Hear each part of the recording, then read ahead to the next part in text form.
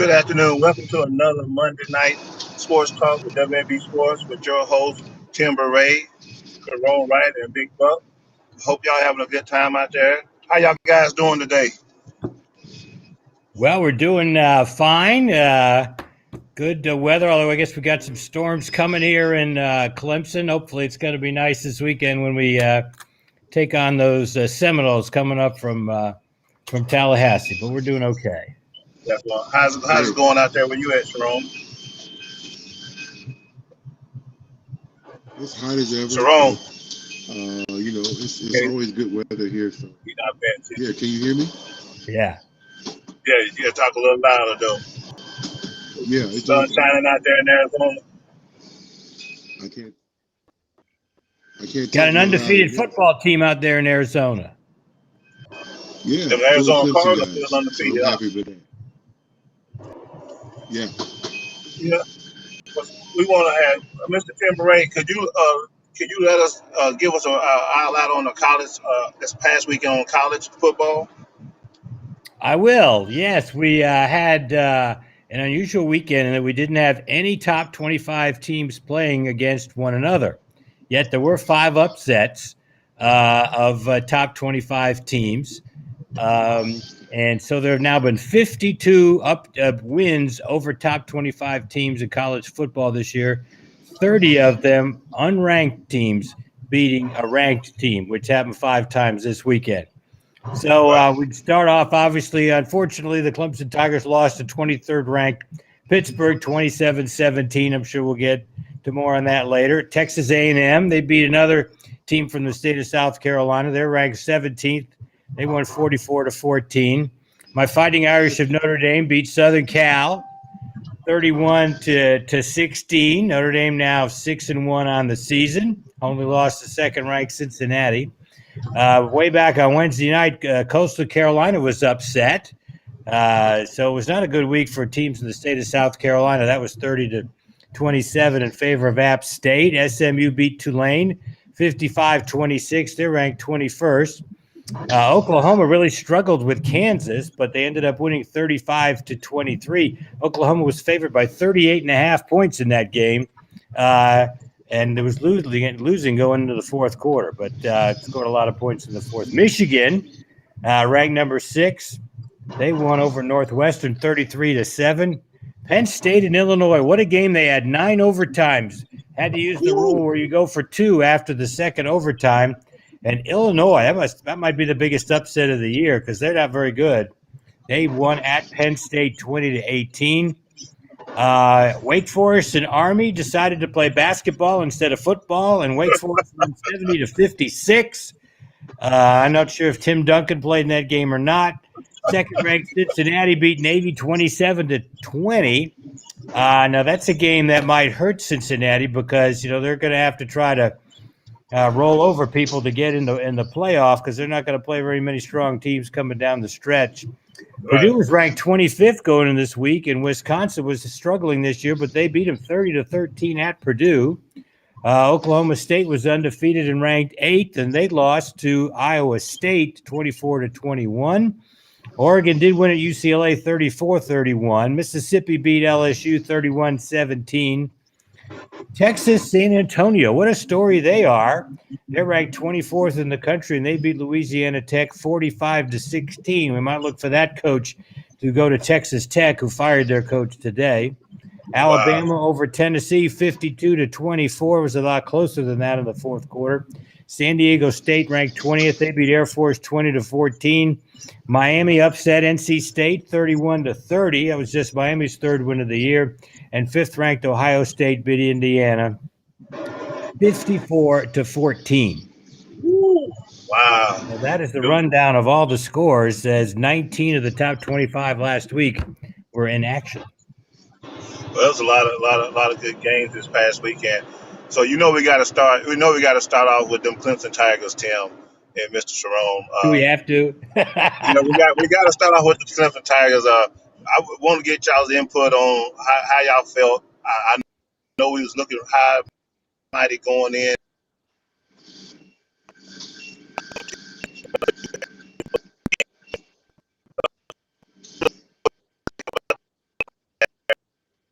Pitt. You broke up a little there, but I'll go ahead and start since I was at the game and broadcast it. We got off to a really good start. And I was thinking if we didn't get off to a good start, we were going to be in trouble because it would be tough to play catch up against Pitt. But, we led at the end of the first quarter, 7-0. We had 140 yards in total offense in the first half. We were running the ball fine. I said in the broadcast before the game, I thought if we had got 100 yards rushing, we'd have a chance to win the game. We got 100 in the first quarter, first half, and we got 165 for the game. So we ran the ball, very well. And that was even after we lost Bockhorst, poor guy, senior, got a torn ACL and out for the year. But, the same kind of mistakes that we've had hit us. Obviously, we had a perfectly called play by Tony Elliott, a perfectly thrown pass by DJ Uyunglele, and Shipley just dropped the ball over the middle. It was a great call. I think it was the first time all year we had called that play, throwing a pass to the running back deep against a team's zone. And he was open. And, of course, he'd been out for a couple of games coming back from a bad shin injury. So that was tough. And then, of course, in the beginning of the third quarter, Uyunglele tried to do a Utah pass pitch, and it got intercepted by the Pittsburgh guy, and he ran it back all the way for a touchdown. Our defense, again, I thought played very well. Gave up just 2 touchdowns to the number 3 scoring offense in the country. Here's a stat for you. Clemson's lost 3 games this year, and in those 3 games total, our defense has given up 4 touchdowns to the other team's offense. Those three offenses have scored 99 touchdowns this year combined. They only scored 4 combined in the game against Clemson. So, kind of frustrating. Dabo said he's going to evaluate every position this week in practice and, try to come back. And obviously over the years, we've been a different team. And we've won 31 straight home games, and hopefully we'll get back on track against Florida State this weekend. What do you think, Sharon? I was very impressed with just our resiliency, because I know a lot about our program and our guys. I thought we competed. It's always good to compete.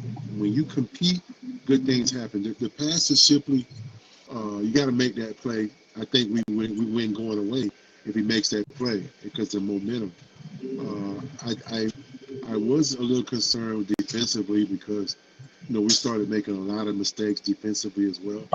So I thought, I think it was kind of a snowball. You know how that avalanche goes? If you put a snowball on a hill and it starts to fall down, it kind of grows and stuff like that. So, I kind of felt like that's where we were. I haven't seen a Brett Venables defense perform that way since we played West Virginia that year. So I was a little concerned with that.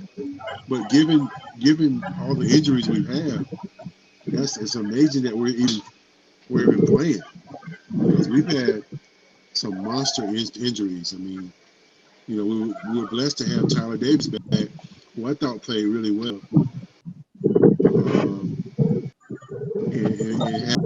And just a situation with Bullock. So I felt good about the game. I knew we would struggle, and we're going to struggle a lot more times to the end of the year.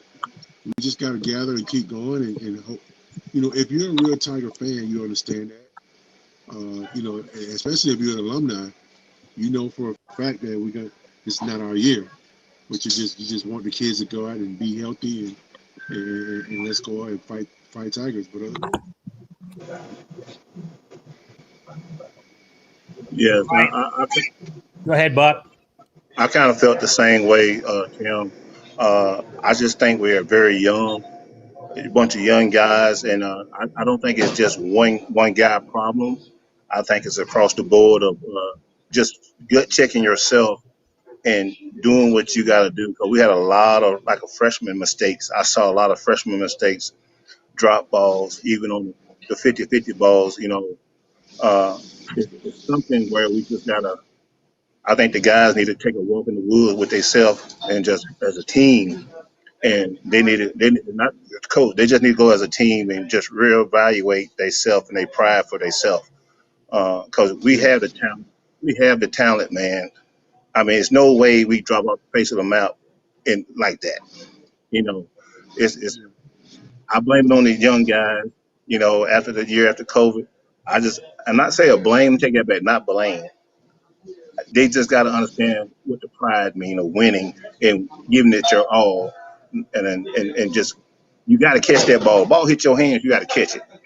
You got to, even if it's not a perfect pass, you got to do what you got to do. It's not just giving up on the plate, thinking the referee gonna bail you out with a flag. I've seen a few passes like that. So, but I love my Clemson Tigers, and I know we all do. We're going through a rough time right now, but I think it's gut checking time. It's really gut checking time. Let me throw a little stat for you. Sharon mentioned the injuries. Let me give you the games played totals for the defense in 2018. Austin Bryant started 15, all 15. Wilkins started all 15. Lawrence started 14, missed the one game for the stupid drug thing in the championship. Cleveland Farrell played all 15. Trey Lamar played 14. Started. Joseph started 14. A.J. Terrell started 15. Kayvon Wallace started 15. Tanner Muse started 15. Trayvon Mullen started 14. In other words, all those defensive guys missed a total of 4 games the entire year. Right. We got guys who are only playing 3 or 4 games. So the total number of games missed due to injury compared to when we won the national championship is like 10 times as many this year, and that yeah, has a huge impact. Right. by far, and that's why I don't get overly excited about us losing a game. And people think we can't lose a game. We're gonna lose more games too. We're gonna lose games, and we can't win a national championship every year. No. I mean, I mean, take a look at, not to really say this, but take a look at Notre Dame in the '60s, in the '70s. They still lost a few games. Now. They weren't unbeatable. They had great coaches as well and great players, but still they lost games. The USC lost games. I remember USC won 3 national championships in a row, and they lost 2 or 3 games, and most notably to Oregon. They always lost to Oregon.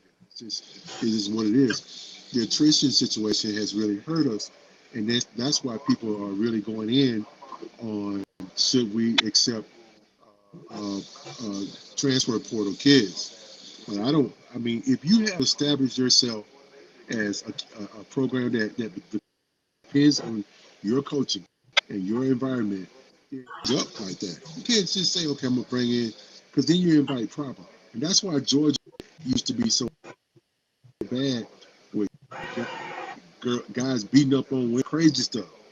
You run a risk of that. See, when you go to Clemson, you learn how to act, you learn how to work, and maybe they don't play right away, but he's established that. We want kids that we can grow and teach. That's why Kayvon Wallace in the NFL. That's why Dexter Lawrence, they're all doing well, because 2 and 3 and 4 years. That's why they learn, and that's what I mean by attrition. And that's why, for me, I don't listen to the naysayers. I just listen to the fact that we're going through a bad time, and it's okay. There's nothing wrong with us having a situation where we are not winning right now. So what? We can't win that championship every year, and I think some of the fickle people expect that. Now you're 100% right, Sharon. The other thing about the transfer portal, a lot of this talk about the transfer portal from our fans is 2020 hindsight. When you take a guy in from the transfer portal, you're basically guaranteeing him that he's going to start. Des Yeah, Malusi went to Wisconsin because they told him, you come here, you can start. And he has started, and he's done great. But when you look at the positions we've had where we could use a transfer now, it's because guys have gotten hurt. I mean, could we have a running back or quarterback that back in June we'd say, you come now, you could start? No, there wasn't no, anybody that at that time that we felt that way. Right now, as we sit here in Game 7, do we wish we had another offensive lineman or two? But how are you going to predict that we would have 4 offensive linemen that are out for the year and including unfortunately Bockhorst this past Saturday. And two top That's tight ends. Do we still have our tight the end back? reason that Tim? What's that, Buck? I Galloway's said, do going. we still have our tight end out? Well, yeah, unfortunately, they announced it looked like Galloway hurt his shoulder in the game Saturday, so I think he's going to be out for the year. Now, Allen, who's been the better of the tight ends this year, number 84, he's fine, and he'll be starting and ready to go this week. But we've lost a lot of depth at the at the tight end position. The good news is we'll get Ngata back this week, and we'll get E.J. Williams back this week. So two key receivers that we certainly need. Ngata really has been our best receiver this year, averaging almost 20 yards a catch. Right. Well, I want to say this, ending up on Clemson. I want to say, I really like feel that Joseph. I'm not worried because I feel even after this year, this is a building year. You know what I'm saying? This is a year we took off to rebuild, get some experience. Because like I said, we got at every position, we got top ranked guys ready to play. It's all about growing up. I think once they realize that you grow up and get that underneath their belt, we're gonna be all right. That's I'm not worried. Next year we probably won't lose a game next year. We got to go through this storm, weather this storm, finish this year off, get us a bowl game, and have a great season. Like we can't play for a championship, but we can play for the bowl game and get us a bowl game and still win us the championship. Beat South Carolina, that's our bowl game. Beat South Carolina, where we be champion of the state, and just rebuild, get ready for next year. You're right. Yeah, I feel like as long as we beat South Carolina, and I could throw shade at Davis. I'll pass that on. So let's move over to who had the opportunity to see that Tennessee and Alabama game. Man, Lord have mercy. I thought Tennessee was going to whoop them there for a minute. They jumped out on Tennessee was playing good to the fourth quarter. It's just like somebody opened up the rain doors on them. But is that Alabama just being better than them? What y'all think? Yeah, I mean, I was on an airplane flying back with a team from Pittsburgh, so I did not see it. Obviously, I followed it in the scores, and it looked like Tennessee was still in the game headed into the fourth quarter, and then Alabama turned it on as they certainly can. But yeah, the spots of Alabama, they don't look quite as powerful as they've been. It's going to be a fascinating game when they do play Georgia and going against Georgia's defense. I'm not 100% sold that Georgia's offense is all that great, but their defense is just so good. That Jones guy, number 99. If I had to vote for the Heisman Trophy, I guess his name is Davis. I'd vote for number 99 for Georgia for the Heisman Trophy. Davis. Jordan Davis from Georgia, yeah. Yeah. Yeah, Georgia looks real good this year, But you ever think about it, Georgia? Every year Georgia looked real good. I mean, they always had that top 5 defense. You know what I'm saying? I don't know what it is about down in Georgia. Is they always had a great defense. So I think this year their offense is clicking. They averaging about Tim, if I'm wrong, about 22 points a game. Georgia is. Now they're a little higher than that. But the big thing is on defense. I think they're only giving up 6 points a game. They're really another level in a lot of their statistics defensively. So yeah, it's going to be interesting to see. Now they play Florida this weekend. Florida was hung with Alabama. It was a 2-point game. So they're kind of up and down. It'll be interesting to see what they can do this weekend in the big cocktail party in Jacksonville. Right. What you think about that Georgia and Tennessee game, Sharon?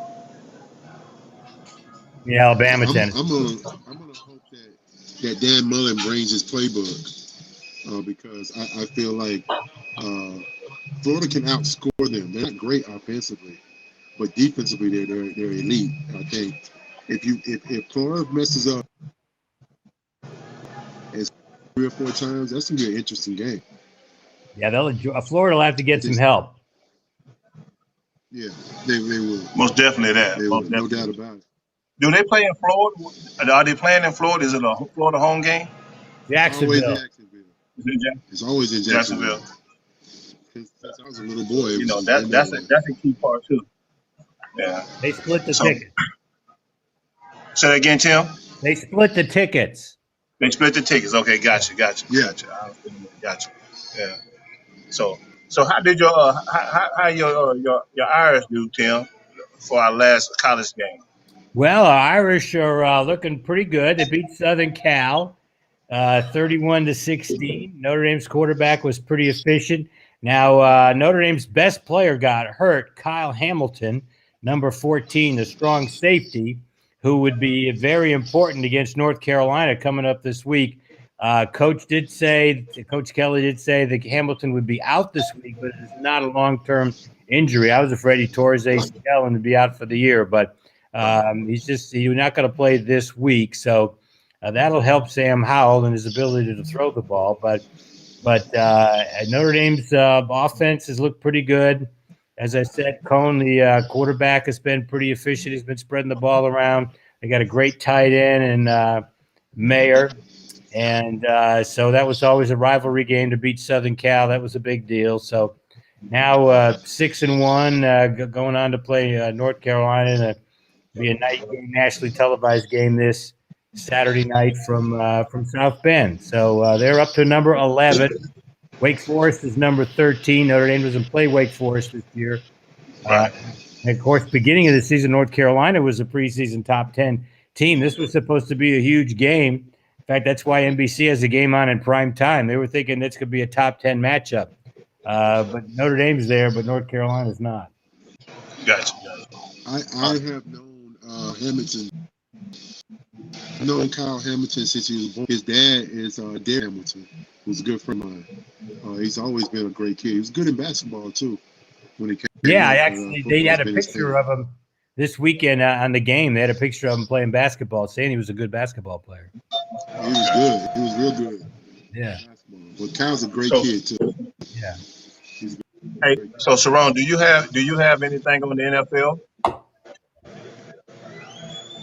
I do. You got my rundown is actually let's see. We got the Seahawks tonight, and I do DraftKings, betting on games sometimes, and that's pretty cool. But I'm not gonna bet on that game. I love Jameis Winston, what he's been able to do, and with no Russell will be an interesting game as well.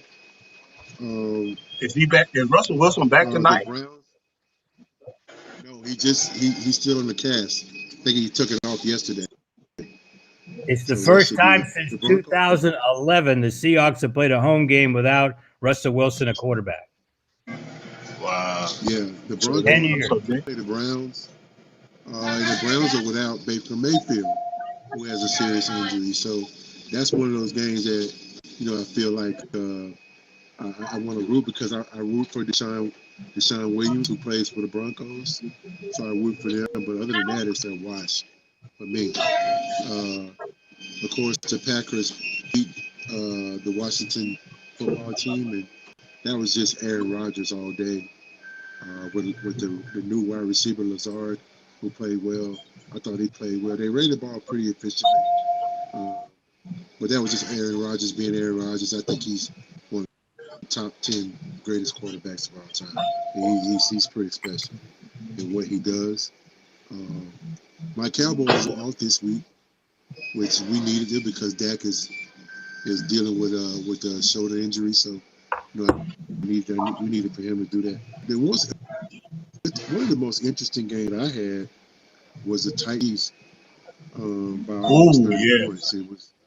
That was a blowout, and people are really on the Chiefs by what they're not doing.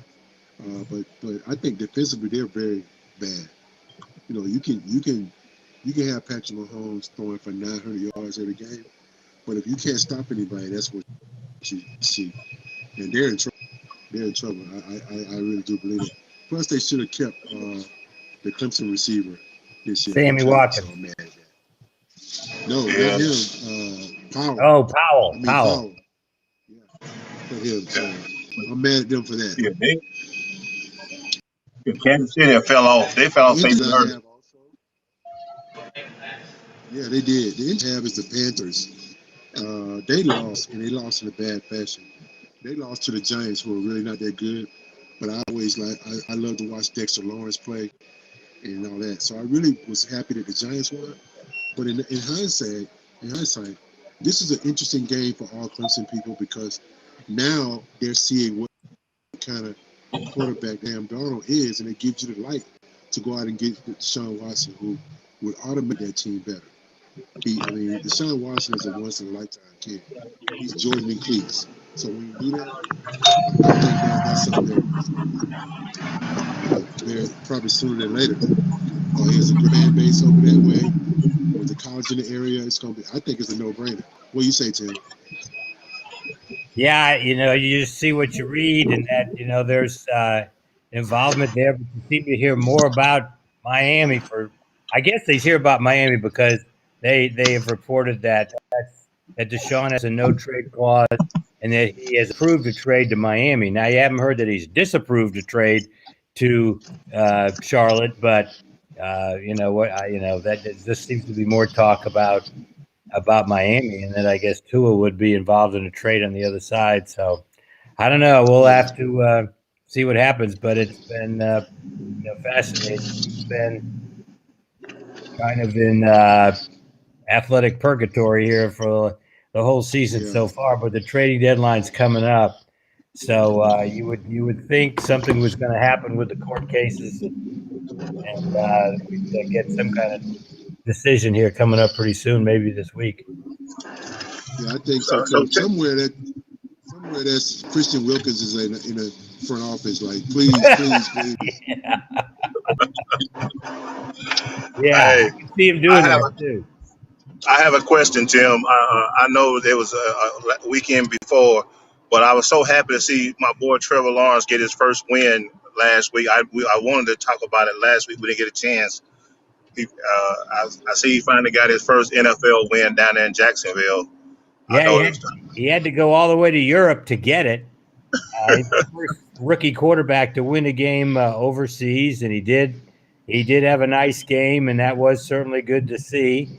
It was a thrilling last second field goal to win it, and it was so good. They had an open date, so they had an extra week to enjoy it going into the open date. So that was needed. That nothing but pressure builds up on you when you're in the NFL and you haven't won a game yet. It just keeps getting worse and worse. And so it was good to see him. I think he'll be a lot more free and relaxed, in the future games now that he got that one.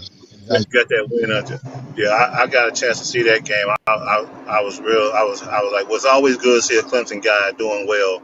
You know, I see our boy from Arizona's playing his butt off, Andre Hopkins. Lord have mercy. What was Texas thinking about trading Andre Hopkins? Like they've been downhill ever since. That was one of the craziest things I ever seen. Wow. I mean, if you're a Houston Texans fan, it's like, why go to the games? I mean, it's just they're just a train wreck every week. They won their first game against Jacksonville, and I bet they don't win another game the rest of the I don't year. think so either. Bengals, Yeah, the well, Bengals. they've been doing bad ever since. Sharon, you're right. You brought up the Bengals. Aren't they doing well? They had a huge win over Baltimore. T. Higgins had Yeah, 7 catches in that game. I noticed he was targeted 15 times in that he was. game. So they were really The two really going for him. We was actually great had though. three different receivers from Clemson had 7 catches apiece in the NFL this weekend. Nuke and then Higgins, and then Hunter Renfro had 7 catches. Another great game for Hunter. Believe it or not, Hunter Renfro now has more catches this year than Nuke has.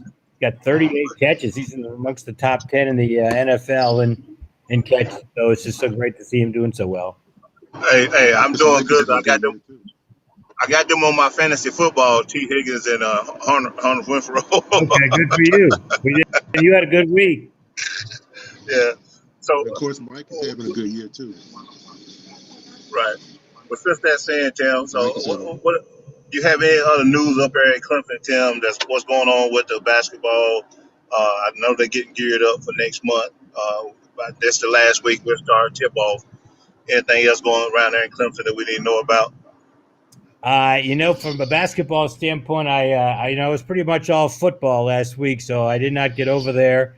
They will have a scrimmage against Georgia Southwestern a week from tonight, I believe it is. So I Okay. guess I won't be on with you next Monday, but I'll be able to give you a full report that following Oh, Thursday now.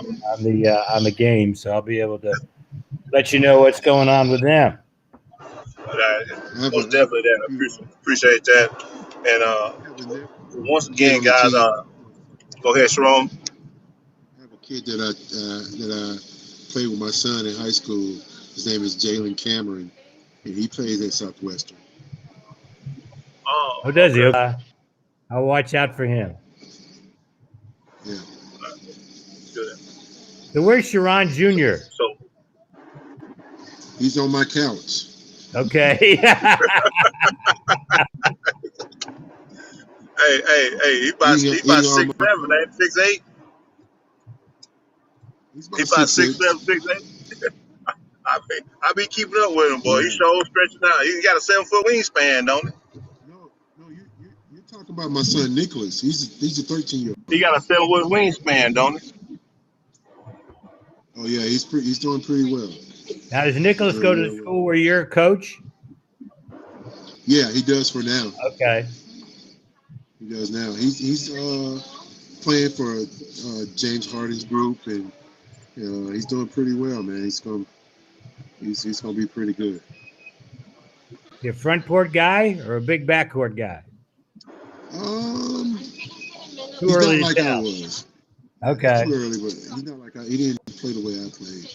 He's a little bit different, facing the basket a little bit more, much quicker than I was. Uh, he'll remind you a little bit of Dante Grantham. Okay. He plays a lot like Dante. He plays a little bit like him, except he's longer than that. But Yeah. he's already 6'6". He's 6'6". He's 13 years old. So Wow. he's gonna be pretty tough. Good. He's following in his daddy's footsteps, huh? Now I hope he's better than I was. I hope he's better than I Well, if he is, was. he's got to be a top 5 pick of the NBA draft. If that's the case, that'd be pretty tough to do. He got some big shoes to fill. Yeah. He does. I don't think he But realized that yet. Any feelings on the NBA so far, Sharon? It's only been 1 week. I'm a little bit kind of weirded out by what I've seen because Chicago is undefeated.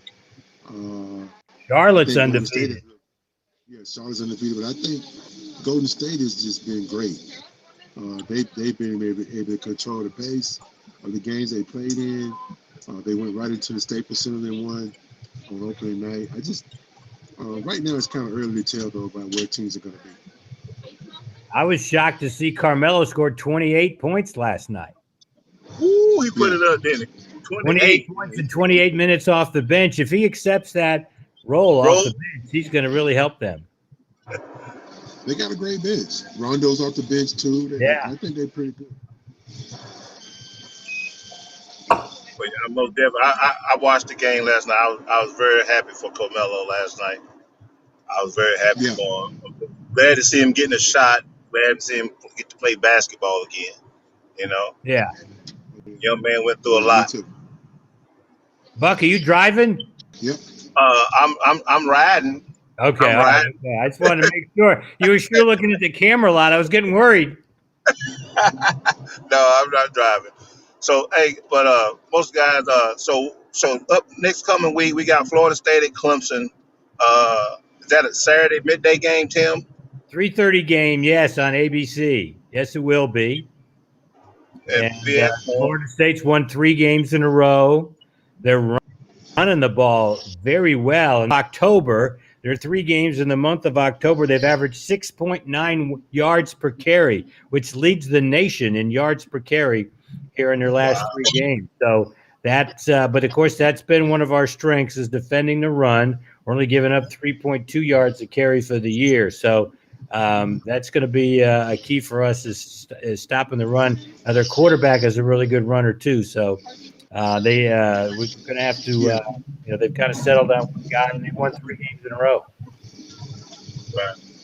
Now, That's good. So Florida State's a pretty good team. They're coming at the right time. I believe that Mike Norvell has done a pretty good job this year. Speaking about, especially considering where they were the last 2 years, he's finally getting the situation right there. So. Yes. Well, don't feel bad, guys. I got a little treat for y'all. When basketball season starts, we're gonna have a good friend of ours named Mr. Cliff Ellis on the show with all 3 of us. Okay. So we're gonna talk some Coastal Carolina basketball. I'll study up on the Chanticleers. Yeah, I got a key Yeah, over there right now. I think it's almost to retire, So we want to bring him on and talk to him. And guys, and like I say, I appreciate y'all coming on the show tonight, man, giving your input on the games this past weekend. Like I say, tomorrow is Tuesday. We got our Life After Sports tomorrow. We'll be back Thursday with Sports Talk Thursday with Tim Beret, Sharon Wright, Colin Big Yo. Next Thursday at 6 o'clock, same time. Appreciate y'all joining the show, being here with us, and we'll be signing off and going to. Sounds good, Buck. Drive safe. See you guys.